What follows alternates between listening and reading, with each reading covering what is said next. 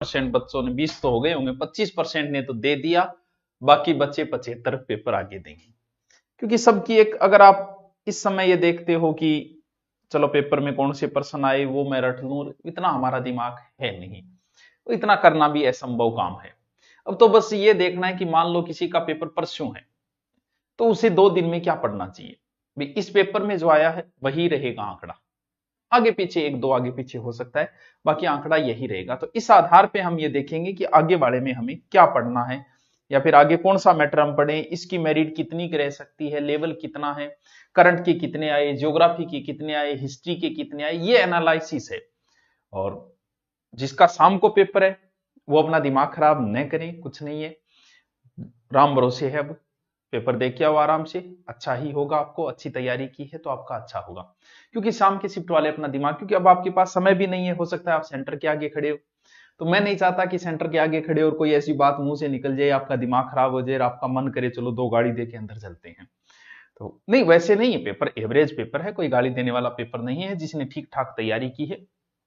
लेकिन कई बार ऐसा होता है कि हम सोचते हैं कि क्वेश्चन इस सब्जेक्ट के ज्यादा आएंगे, आ किसी दूसरे के जाते हैं।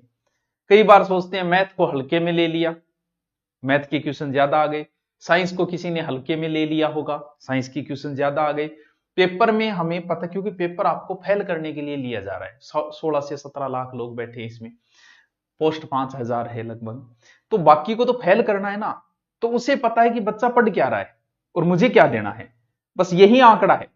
इस चीज को आप समझ गए, आपको फेल करने के लिए ही लिया जा रहा है। करंट के कितने आए, करंट का लेवल कैसा था, ज्योग्राफी का कैसा था, क्या पॉलिटिकल आई कि नहीं आई, ये चीजें देखना जरूरी है। अगर आप 150 क्वेश्चन देखोगे तो उसमें आपको ध्यान में नहीं रहेगा कि सर इस सब्जेक्ट के कितने थे, क्योंकि आप जल्दबाजी में हो आप देखने में। तो मैं आपको पूरा आंकड़ा बता देता हूं कि सब्जेक्ट के कितने आए और सब्जेक्ट का जो लेवल था वो किस प्रकार का लेवल था। तो करे शुरू, या शाम वाले जो पेपर है वो ज्यादा दिमाग खराब न करें, आराम से, अच्छा पेपर था, अच्छा पेपर होगा आपका भी, आराम से पेपर दे के आए, ज्यादा टेंशन न लें। तो चलो, जिसको भेजना हो एक बार शेयर करो, कर दो, न करो तो कोई बात नहीं, मुझे तो बताना ही है। देखो, पेपर का लेवल जो था वो एवरेज, मतलब ज्यादा टफ मैं कह नहीं सकता और एकदम इजी भी नहीं कह सकता। पहली बात तो ये, तू यार एक बात कर, तू दोगली बात ना कर, देखो कई बार दोगली बात भी करनी पड़े। हाँ, ज्यादा टफ, क्योंकि कई बार कुछ क्वेश्चन जैसे टफ आ गई तो कुछ सब्जेक्ट के बहुत इजी आ गई, तो दोनों सी चीजें हैं। यानी ठीक ठाक पेपर है, और ठीक ठाक में भी मेरिट कितनी जा सकती है ये भी सोचने वाली बात है, क्योंकि ठीक ठाक है तो मेरिट ज्यादा चली जाएगी, बात तो घूम फिर के वहीं आ गई ना वापस। चलो देखते हैं, शुरू करते हैं, किस सब्जेक्ट के कितने। इतिहास, 3 महत्वपूर्ण सब्जेक्ट थे जीके के अंदर। एक इतिहास थी आपकी, एक भूगोल थी आपकी, ठीक है, और एक आपकी इतिहास भूगोल आ गया, तो कल्चर को मैं अलग न लेके यही ले लेता हूं, कल्चर, ठीक है, ठीक है, LTURE, संस्कृति। चलो हिंदी में लिख देता हूं, आपकी टेंशन हो जाएगी, संस्कृति, ठीक है। सर पॉलिटिकल है, चलो ला पॉलिटिकल भी लिख दूं, थार जचरी है तो पॉलिटिकल भी लिख दूं। क्या है, पॉलिटिकल के कितने। पहले तो इन 3 सब्जेक्टों की चर्चा करते हैं, नहीं एक विज्ञान की भी कर लेते हैं, और जब विज्ञान की करा तो फिर भाई पशु परिचर की भी कर लो, क्यों, फिर बच्चों की पशु परिचर। नहीं सर, मैथ भी बच रही है, हालत खराब कर रखी है, बिल्कुल कर रखी है, और मैथ के अलावा फिर बच्चों करंट। अब जो मैं आपको बताऊंगा किसके कितने आए, उस आधार पे आपको आगे का फैसला लेना है कि आपको 2 दिन में क्या पढ़ना है। महत्वपूर्ण चीज ये, ना कि कोई और चीज महत्वपूर्ण है। इतिहास और कल्चर दोनों एक साथ मिला के बोल रहा हूं, जबकि इतिहास के क्वेश्चन 5-7 ही आए थे, बाकी क्वेश्चन जो थे वो कल्चर के थे। यानी इतिहास और कल्चर के दोनों क्वेश्चन माने तो लगभग 29 क्वेश्चन थे, जिसमें हिस्ट्री के 5-7 क्वेश्चन थे, बाकी सारे कल्चर के थे। सर कैसे थे, बहुत इजी क्वेश्चन थे, यानी एकदम इजी क्वेश्चन, सीधे सीधे छोटे छोटे सीधे सीधे क्वेश्चन पूछ रखे थे। यानी अगर आपने कल्चर और इतिहास पढ़ा है, आपको दोबारा पढ़ने की जरूरत नहीं है। अगर आपका परसों पेपर है तो आपका प्रश्न टेंशन लेने की जरूरत नहीं है, इसके जो तैयारी है उसी को रखो, माथापच्ची इसमें नहीं करनी है। अच्छा गुरुजी ठीक है, ये बहुत अच्छी है, ये कोई ज्यादा, अब देखो 1-2 क्वेश्चन तो टफ आ जाए तो क्या फर्क पड़े, 1-2 आगे हो गया, लेकिन आगे जरूरत नहीं है। अब परसों पेपर है तो आप इसको मत छेड़ना, बस हो जाएगा आपका सही। 10 क्वेश्चन आए 9 हो जाएंगे, अगर 29 दोबारा आए तो 25 आपके सही हो जाएंगे। भूगोल बहुत अच्छी पूछी है बंदे ने, अच्छी मतलब कोई ज्यादा टफ नहीं पूछी है, ठीक ठाक भूगोल पढ़ी है। लगभग 36 क्वेश्चन बंदे ने भूगोल के पूछे। हो सकता है क्वेश्चन एक दो ऊपर नीचे हो जाए, एक दो ऐसे हो जाए कि कुछ भूगोल के क्वेश्चन जो है वो पशु परिचर में भी है, तो हो सकता है वो पशु परिचर वाला मैंने भूगोल में जोड़ दिया होगा, भूगोल वाला मैंने पशु परिचर में। जैसे अपने जलवायु लगता जो पशु परिचर के जो 4 टॉपिक थे ना, चारावाह वगैरह, तो वो भूगोल में भी जोड़ा जा सकता है यहां भी। यानी अच्छे क्वेश्चन आए, भूगोल के 36 क्वेश्चन आए हैं। और राजस्थान एक दो क्वेश्चन इंडिया लेवल का था, बाकी राजस्थान के थे, अच्छे क्वेश्चन थे। और जिसने सोच समझ के ठीक से किया है वो 36 में से 30 क्वेश्चन तक पहुंच सकता है आराम से, जिसने थोड़ी बहुत भूगोल ठीक ठाक पढ़ी है, ठीक ठाक। ठीक है, यानी ना तो कल्चर ज्यादा टफ पूछी बंदे ने, प्रश्न ज्यादा कल्चर के थे, और ना ही उसने भूगोल को ज्यादा टफली पूछा है, इजी तरीके से पूछा है उसने। और जिसने ठीक ठाक तैयारी की है वो आराम से इन प्रश्नों के जवाब दे सकता है। सर पॉलिटिकल, वैसे तो पॉलिटिकल थी नहीं, एक प्रश्न जैसे पूछ लिया कि 2024 तक निम्न में से कौन मुख्यमंत्री नहीं रहा, एक कॉमन क्वेश्चन है, सचिन पायलट ऑप्शन हो गया, तो सबको पता है। एक कोई एक और पूछा हुआ था, यानी नए के बराबर क्वेश्चन पूछे हुए थे, 2 क्वेश्चन थे, आपको आगे नहीं पढ़ना है इसको। जैसे परसों पेपर है उसको ये नहीं पढ़ना। मान लो परसों पेपर है, वो पूछना चाह रहा है कि सर भूगोल में ज्यादा क्या पूछा, तो भूगोल में बंदे ने कृषि पूछा और अभ्यारण्य पूछे।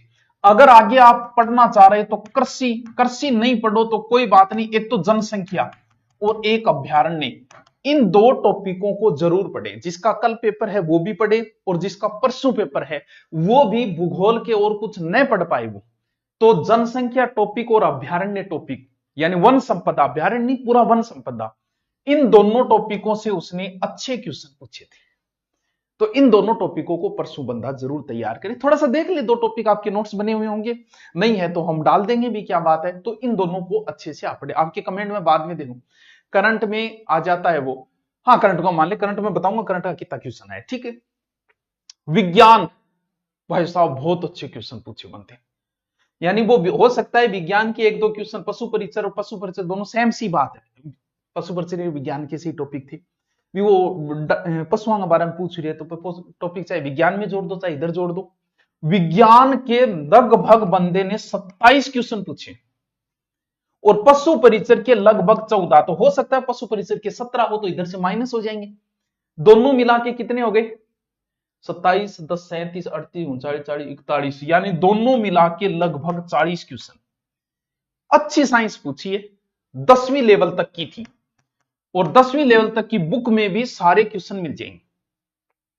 अब जो चाहता है कि सर आगे हम पेपर परसों है तो हम क्या पढ़ें, तो भाई भूगोल को इतने को नहीं पढ़ा जा सकता, क्योंकि साइंस मुझे पता है आपने जीके अच्छा पढ़ा है, लेकिन साइंस पे ध्यान हो सकता है आपने नहीं दिया होगा, और यहां बंदे ने साइंस ही सबसे ज्यादा पूछ रखी थी। अगर सर साइंस में भी क्या, बायोलॉजी, केमिस्ट्री, फिजिक्स, बायोलॉजी ही बायोलॉजी पूछ रखी है, 80% प्रश्न उसने बायोलॉजी के ही पूछे हैं 27 में से। अब भी अगर 2 दिन जिसका है और वो ध्यान देना चाह रहा है कि सर अब मैं पढ़ूं तो क्या पढ़ूं, तो उसे भूगोल के ये 2 टॉपिक देखने हैं, और विज्ञान में बायोलॉजी वाले 2-3 बार रिपीट मारने की कोशिश करो, क्योंकि साइंस इतनी आई है, इतनी ही सामने वाले पेपर में होगी, इतनी आगे होगी, लगभग इतने ही होंगे। ये नहीं है कि आगे वाले में तो इतिहास ज्यादा पूछ लेगा, एवरेज यही रहना है। साइंस अच्छी पूछिए, एवरेज साइंस पूछिए, तुक्का लगाने वाली साइंस नहीं है 10वीं तक के लेवल की ठीक ठाक साइंस पूछी उसने, और जो ये करके आया है वही सिलेक्शन लेगा इसके अंदर। इनमें कोई ज्यादा फर्क नहीं पड़ने वाला है, फर्क तो यहां पड़ेगा, इन टॉपिकों पड़ेगा। पशु परिचर्या कोई ज्यादा टफ टॉपिक नहीं पूछे उसने, नॉर्मल क्वेश्चन पूछे, 10 से 12 क्वेश्चन उसने पूछे, बहुत ही बढ़िया। अब अगर आप पढ़ना ही चाह रहे हो तो बायोलॉजी साइंस को पढ़ें, जितना आपको समय मिले उतने के अंदर। मैथ अविश्वसनीय, अकल्पनीय, 25 क्वेश्चन, 25 क्वेश्चन बंदे ने मैथ के ठोक दिए। अब मैं कहूं कि भाई मैथ ज्यादा आई है तो आप कल वाले पेपर के लिए मैथ पढ़े, तो भाई मत पढ़ना, क्योंकि एक दिन में मैथ नहीं पढ़ी जा सकती, ना 2 दिन में पढ़ी जा सकती है।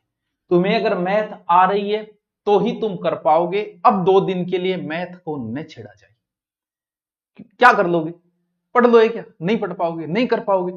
अगर आपको आती है तो ठीक है, इसके पीछे मत पड़ना कि 25 क्वेश्चन आए अब मैं एक दिन में मैथ कर दूं। कोनी में भाई ये ऐसे सब्जेक्ट है जो, क्योंकि बायोलॉजी पढ़नी है यार, क्या पता दिमाग में कोई अटकी हुई रह जाए। मैथ को थोड़ी अब निकाल पाओगे, 2 दिन में आप एक प्रश्नावली नहीं निकाल पाओगे। तो मैथ आई ज्यादा है, ठीक ठाक मैथ आई है, ना टफ थी और ना ही इजी थी। लेकिन अब आप मैथ को मत छेड़ने बैठ जाना कि मैथ ज्यादा आई अब मैं 2 दिन मैथ काट दूं, ना भैया कुछ ही कौन कटेगा। लेकिन क्वेश्चन देखो सर, करंट करंट के लगभग अगर मैं देखूं 15 क्वेश्चन थे। कितने? 15। सर करंट कैसा था? करंट में बंदे ने योजनाएं ही पूछ रखी थी, बाकी और कुछ नहीं पूछा उसने, लगभग योजनाएं ही पूछी, ठीक ठाक योजनाएं पूछी। लगभग ये टोटल आप जोड़ोगे तो 149 में, पता नहीं 1% घटे तब ये रहेगा, लगभग ये 149 150 क्वेश्चनों का आंकड़ा मैंने बताया। यानी 150 क्वेश्चनों में साइंस अच्छी पूछी है बंदे ने, भूगोल बहुत अच्छी पूछी है, मैथ का तो फिर कहना ही क्या, 150 में से 25 यानी 12-13% तो मैथ ही होगी लगभग। मैथ जिसको आ रही है और जिसको साइंस आ रही है, इस पेपर में उसी का सिलेक्शन होगा। सर कितनों को मान के चला? मैं ध्यान रहे, मैं लगभग बता रहा हूं, मैं आंकड़ा बता रहा हूं कि सेफ जोन के अंदर आ जाएगा। यह नहीं है कि मैं मेरिट की घोषणा कर रहा हूं, मैं को ब्रह्मा विष्णु महेश नहीं हूं। अगर पेपर ढंग के 100-200 के पास आ गया पहले तो हो गई मेरिट तो चुक। लगभग जिसके अच्छे क्वेश्चन काट बांट के अगर 110 120 अगर बच रहे हैं काट के नेगेटिव मार्किंग, अच्छी पोजीशन के अंदर, अच्छी पोजीशन जिसे कहते हैं। क्योंकि ये एक ऐसा पेपर है जिसको विज्ञान आ रही है उसको जीके नहीं आ रहा, किसी को मैथ नहीं आ रही, किसी को करंट नहीं आ रहा, तो लगभग ठीक पेपर है। भी हम ये नहीं कह सकते कि बहुत ज्यादा टफ क्वेश्चन है या बहुत ज्यादा सरल है, एवरेज है, फिर भी नेगेटिव मार्किंग हो ही जाती है। 125 तक है वो तो एकदम सेफ जोन के अंदर है, बाकी नॉर्मल। सर आगे हम क्या पढ़ें? हमारे पास 2 दिन का समय। अगर आप करंट की योजनाओं को पढ़ो तो बहुत अच्छी बात है, पढ़ लो। विज्ञान को रिपीट मारने की कोशिश करो, बायोलॉजी को रिपीट मारने की कोशिश करो जितना कर सकते हो। भूगोल पूरी अब नहीं पढ़ सकते, ना पूरी अब कल्चर पढ़ सकते हो, उसमें अगर आप पढ़ पाओ तो जनसंख्या और अभ्यारण्य 2 टॉपिक, अभ्यारण्य मतलब वन संपदा, ये 2 टॉपिक अच्छे से आप देख लें। सर आंसर की यहां करवाने की टाइम खराब क्यों करेंगे हम आंसर की, क्योंकि सही आंसर लगाने में टाइम लगता है और उसके बावजूद भी 1-2 क्वेश्चन ऊपर नीचे गलतियां हो ही जाती हैं। तो हम क्वेश्चन आपको पेपर जो भी होंगे सब पेपर की आंसर की दी जाएगी, आपको टेलीग्राम पे डाल दी जाएगी, आप टेलीग्राम को ज्वाइन कर लें, जिसमें लगभग 3.5 लाख फॉलोअर्स है जीके सुभाषन, उसमें डाल दिया जाएगा उत्तर सहित, वहां से मिलान कर लेना आप भी। यहां मिलान थोड़ी कर पाओगे, ऐसे बताऊंगा तो मिलान नहीं कर पाओगे। आगे वाले यहां माथापच्ची न करें, कुछ नहीं होने वाला। आपके पास अगर नोट्स है तो भैया विज्ञान और करंट को पढ़ लो, आपका काम बन जाएगा। वरना अगर आप सोच रहे हो यहां एक दिन में पढ़ के और मैं विज्ञान को कर दूं या करंट को कर दूं, असंभव काम है, ये तो बड़ा टावरानी सी बात है। देखो ठीक है, अब बताओ कि ज्योग्राफी कौन सी है? इंडिया, राजस्थान की पूछी, इंडिया को एक आधा क्वेश्चन ऐसे ही डाल दिया, बाकी राजस्थान की ज्योग्राफी है ही राजस्थान की, तो राजस्थान की पूछेगा। 120 है तो ठीक है, आपकी अच्छी पोजीशन में आपकी, ठीक है। तो ये था आपका एनालिसिस पेपर का, आगे का नहीं किया जाएगा क्योंकि यही रहना है। आगे की आपको आंसर की डाली जाएगी, वो कहां डाली जाएगी? टेलीग्राम के ऊपर सारे पेपर की आंसर की डालेंगे हम। फिर हम आपसे पूछेंगे कि आपके कितने बन रहे, ईमानदारियों सौगन खा के बताओ, तभी पता चलेगा। ठीक है बच्चों, ओके, थैंक यू और बेस्ट ऑफ लक आगे के